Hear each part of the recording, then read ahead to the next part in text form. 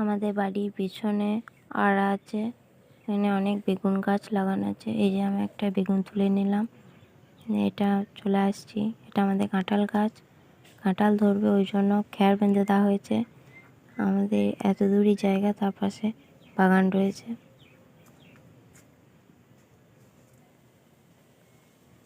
এই যে এটা আমাদের রান্নাঘর, আমার মেয়ে ভাত খাচ্ছে, আমি শাক আর বেগুন তুলে রাখলাম কালকেকার জন্য, কাল রান্না হবে।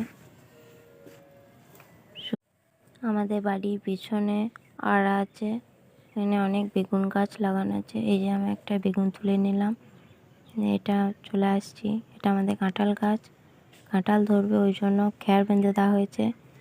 আমাদের এত দূরই জায়গা, তার পাশে বাগান রয়েছে।